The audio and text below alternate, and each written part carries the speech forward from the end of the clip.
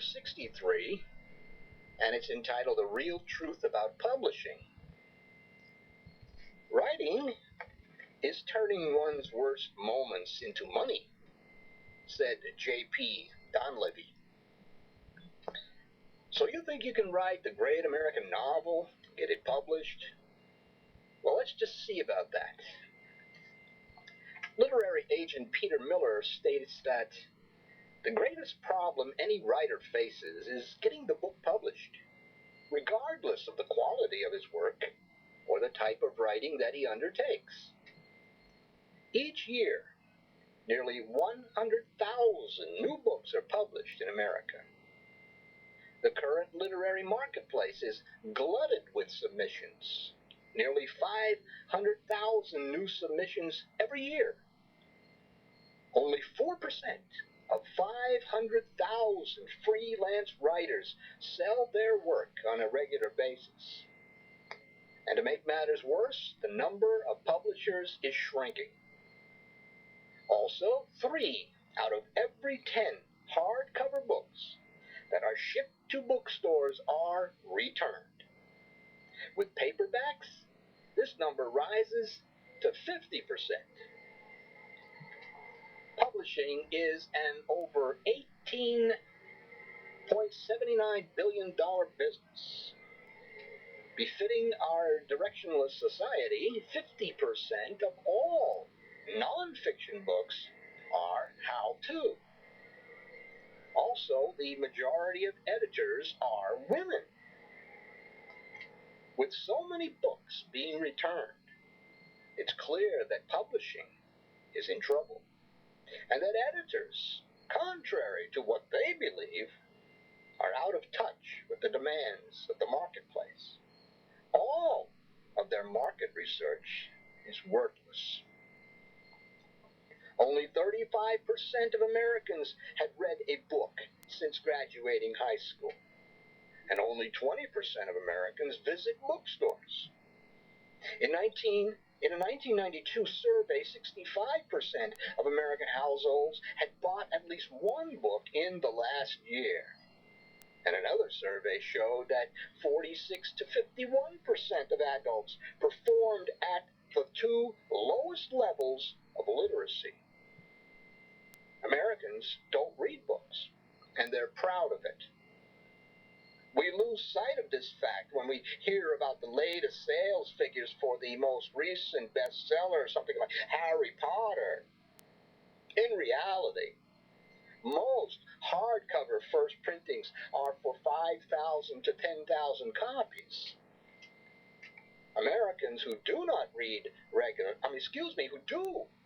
regularly, like how-to books and romance novels and science fiction, erotica, cookbooks, and sometimes the newest bestseller. The American literary market is heavily category and genre oriented. Also, 75 to 80% of all new fiction is bought by women. The small pool of American readers is overrepresented by women. Men don't read. Today, quick success and easy money isn't a real goal for writers except the Stephen Kings and Tom Clancy's, Patricia Cornwell's, and J.K. Rowling's. Authors don't write books anymore. In today's publishing world, editors contract for books as a result of query letters, outlines, sample chapters, and proposals. Publishers now subtly censor the work of writers before the manuscript is begun. Prior restraint. Writers are told what to write, when to write, and how to write. All this because editors know best. Most books on writing assure the author that editors are always on the lookout for something new, unique, unusual, and original. Yet one's writing needs a slant, a twist, a certain focus, a common motivation in the target audience. But all this is myth. What editors want is what sold for them last year. They want it changed a bit so the reader isn't aware that he's getting that same old crap.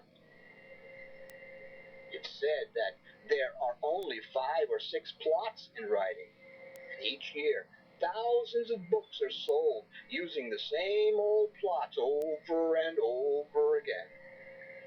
Publishing is no longer an occupation for gentlemen. Books today are considered commodities, packages. They are not considered conveyors of knowledge and wisdom. Writing is hard work, but the compensation from publishers is too little. The bottom line for publishers is the bottom line. You write a book, you invest your imagination in it, and then you hand it over to a bunch of people who have no imagination and no understanding of their own enterprise, Saul Bellow said. C.L. Sterling states that a book by a new writer receives only 1 or 2 publishing offers. Even if the book is excellent, editors make mistakes. Judith Applebaum says that the failure rate of agents is about 25%. What is clear is that most editors may know bad writing, but very few of them know good writing. Some publishers would rather dole out million-dollar advances to celebrities that bring with them a following that can buy so many books.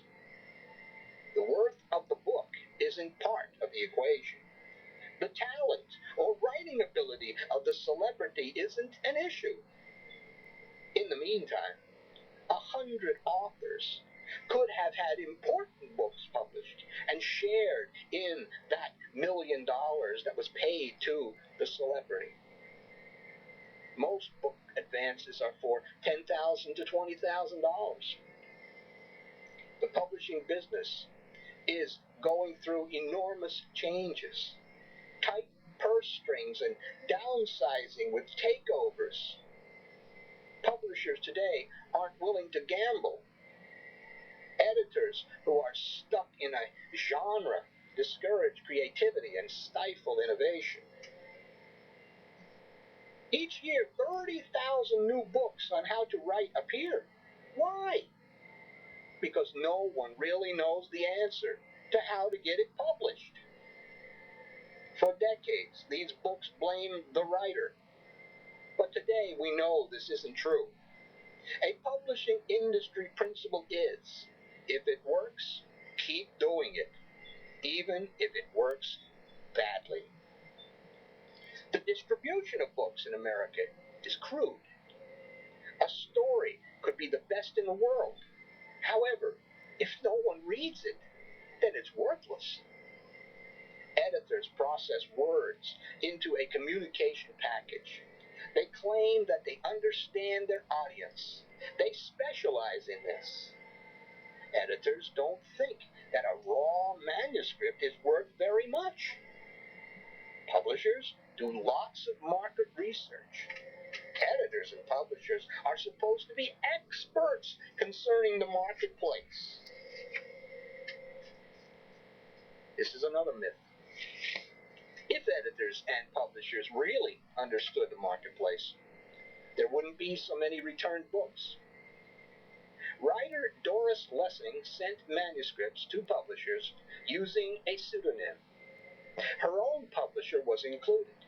She was rejected by all of them. Contrary to what editors say, it's not always about the writing.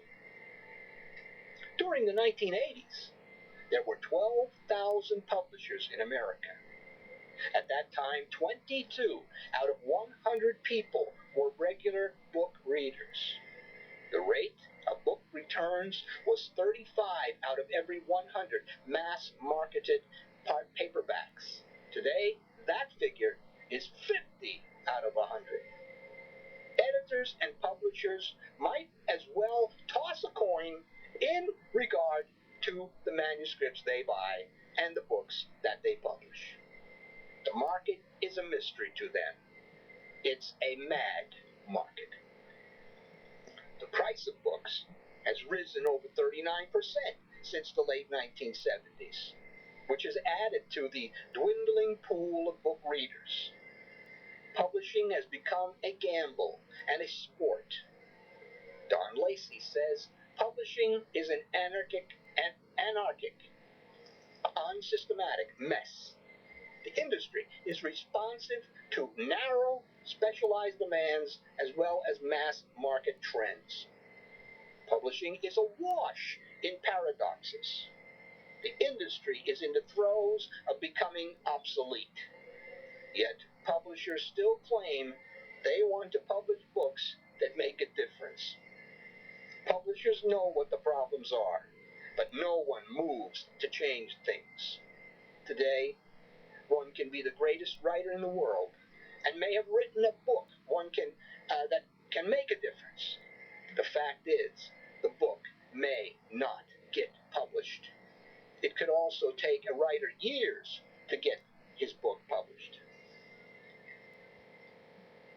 In the 1970s, I wrote 4 fiction novels and got them all published. The first book I ever wrote was published by Grove Press in 1972. Around 77, I began publishing Censored, and I put my book writing career on hold. In 1995, I finished writing Sexuality, a Holistic Approach, which I had been working on for about 28 years. The book was based on the work of Wilhelm Reich regarding the sexual orgasm as a regulator of the body's emotional energy. The book was a new and unusual look at sex, love, and emotional well-being. To date, the book has been rejected by over 70 publishers by query letter alone. The most frequent excuse for rejection was, "It's not right for our line." Even several agents weren't interested in representing the book from a query letter alone. Some editors called the book intriguing, compelling, a great idea, having market potential, but none would take a chance on the book. Early in 1995, I finished my latest nonfiction book called How to Defeat a Conservative. This book was based on articles that appeared in Censored and highlighted the destructive conservative elements within religion, medicine, economics, childhood sexuality, and behind censorship and the takeover of the Republican Party. The book treats conservatism as pathology. We defeat the political conservative by exposing and destroying his soft Christian underbelly. We show that his Christianity and traditional family values are counterfeit. Without the religious moral high ground, the political conservative is helpless. This is the book that undermines and shuts up conservative radio talk show hosts like Rush Limbaugh. Acting as my own agent, I began shopping the book. To date, not one publisher has asked to see the book.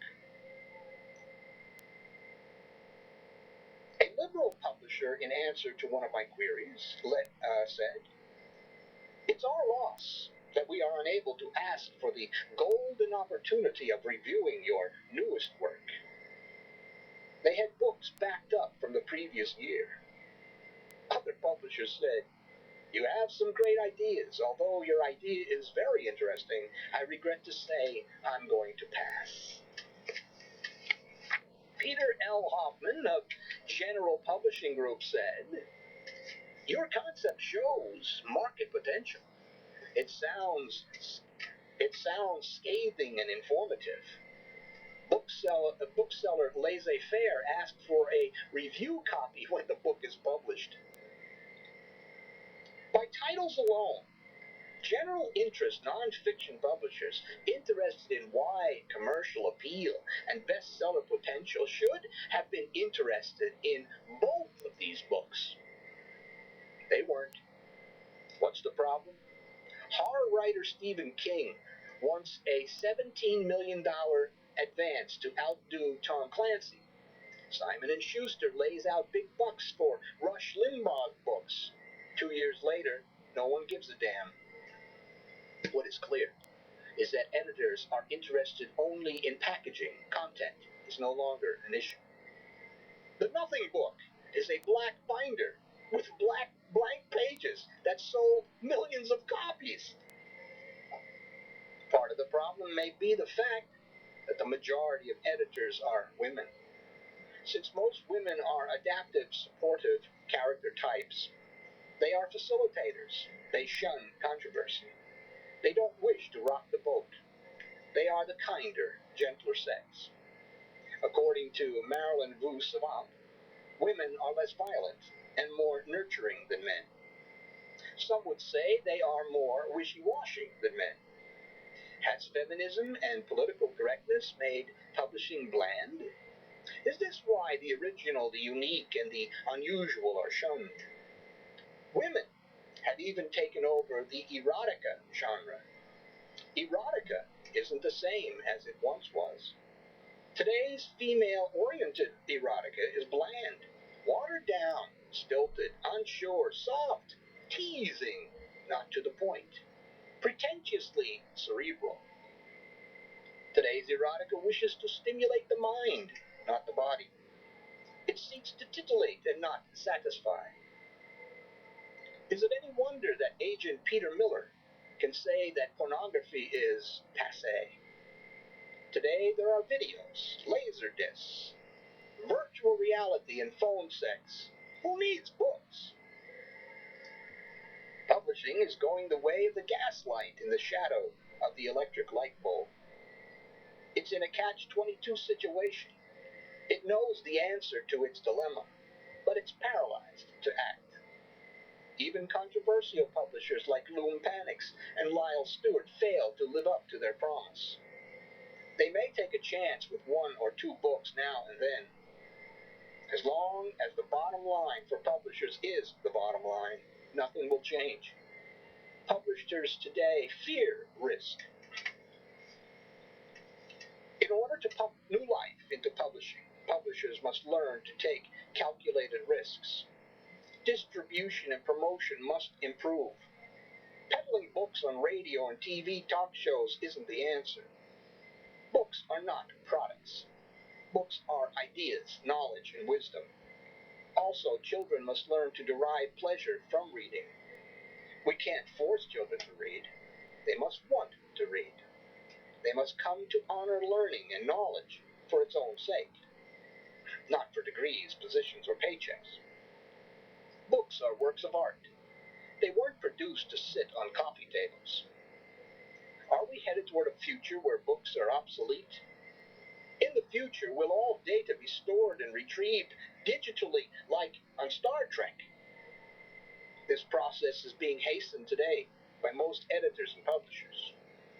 Readers are turned off. Excuse me. Books today have no meat, no vigor, no substance. Even liberal publishers fail to understand that an article by Rush Limbaugh entitled How to Defeat a Liberal must be answered by a book entitled How to Defeat a Conservative.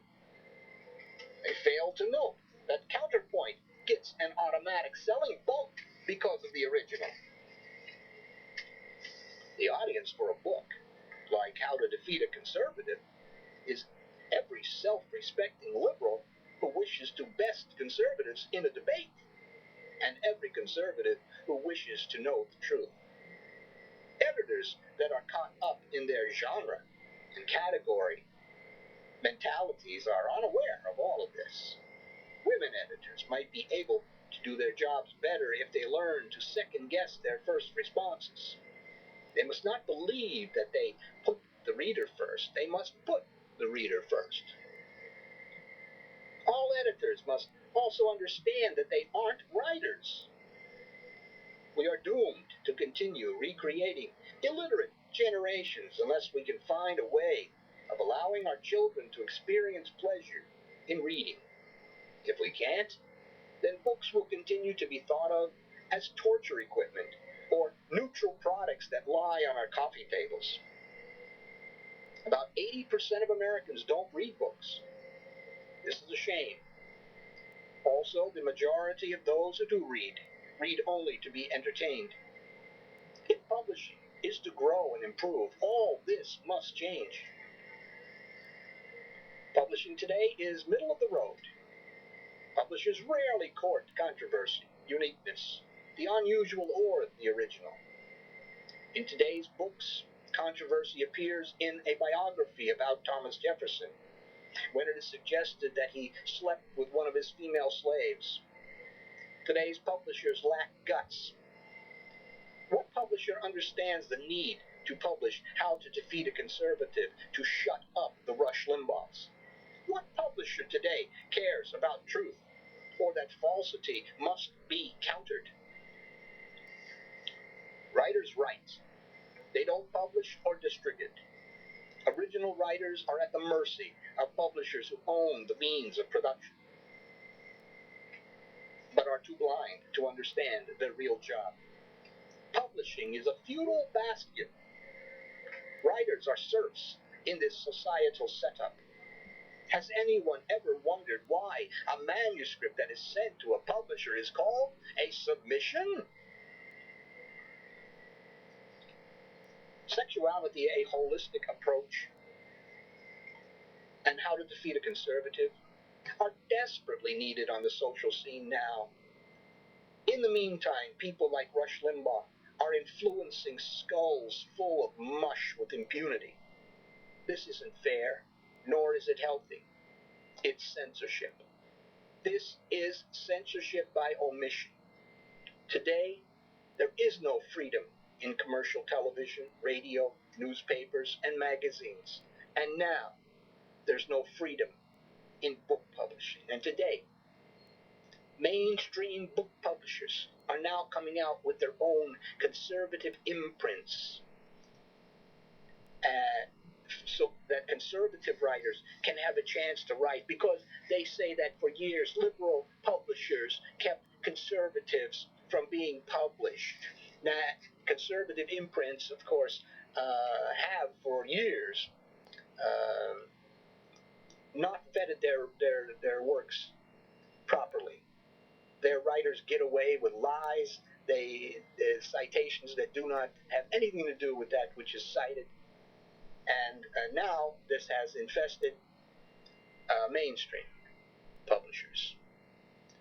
So we're in big trouble. The end. Hi, this is William Morrow.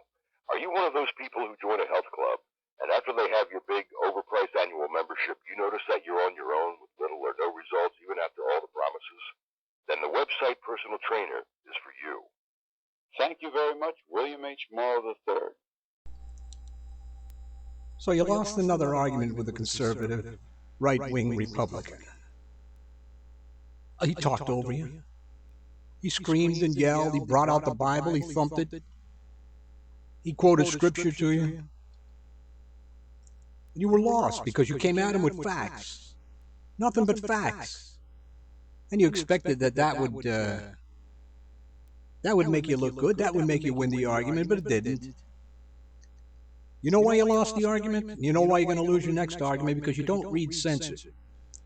Censored, the 30-year-old newsletter that shows you how to defeat a conservative. Read Censored, and you'll have all the ammunition you need. Every time you get into an argument with a right-wing conservative, so-called Christian. Censored, that's all you need. Read it, and defeat a conservative. Greetings, listeners. Let me speak to you for a moment about the foundation of our entire organization, Newsletters Censored. It was founded by our mentor, the Reverend Dr. William J. Eisenman, in 1977. It discusses the 5 taboos of American life: politics, religion, health, human sexuality, and child rearing. You won't find anything like this in the mainstream media and the press. It reveals the kind of truth that most people are afraid to hear. Can you handle it? We are living in the end times, so in order to defeat a conservative and save America, You need Newsletter Censored. Go to www.newslettercensored.com, click on the printable order form page, and with your gift to support this work, get your free annual subscription. This is James P. Madonna of Megalife 21, the hardest hitting internet talk radio station on the planet.